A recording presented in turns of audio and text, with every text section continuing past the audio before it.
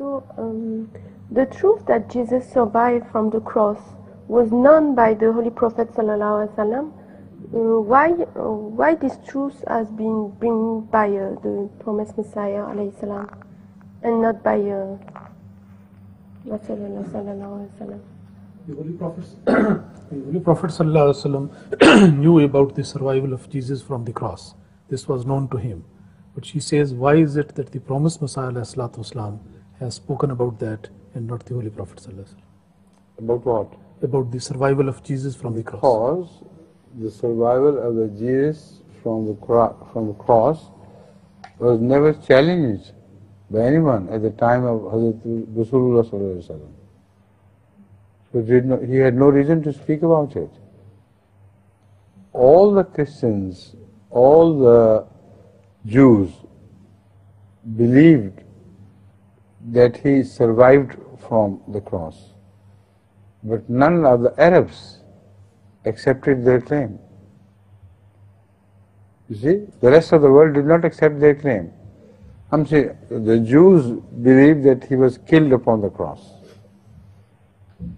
The Christians believed that he was killed upon the cross only to return to heaven, to Allah. So upon his death upon the cross, on the question of his death upon the cross, both the Jews and the Christians agreed. But they attributed different reasons for that. According to the Jews, he died upon the cross because it was a sign of Allah's wrath upon him.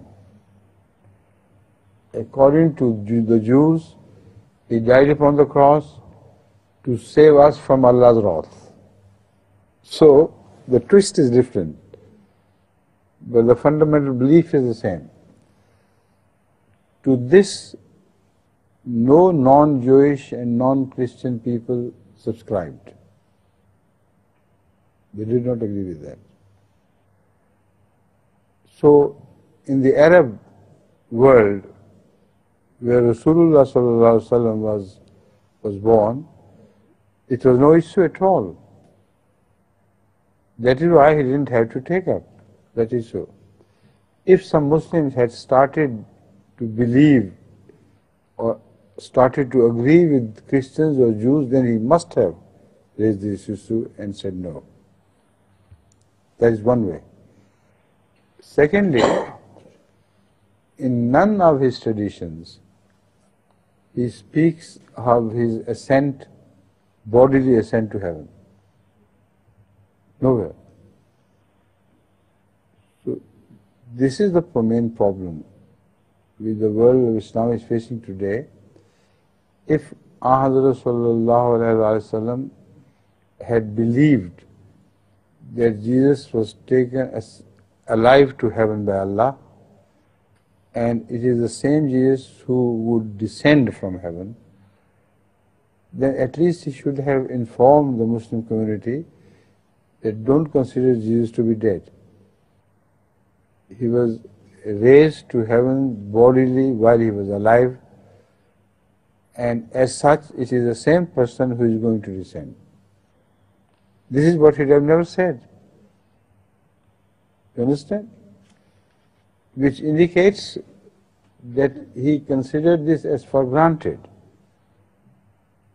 That the Jesus, the old one, is dead like all the prophets. And that is the only conclusion he could have drawn from the clear verses of the Quran. قَدْ خَلَتْ مِنْ قَبْلِ الرُّسُلِ is one of those verses.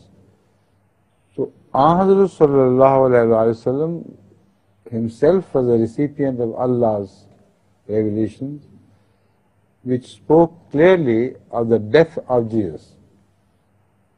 So how could he hold the view that he was ascended, he was taken up into the heaven in the same body while he was still alive?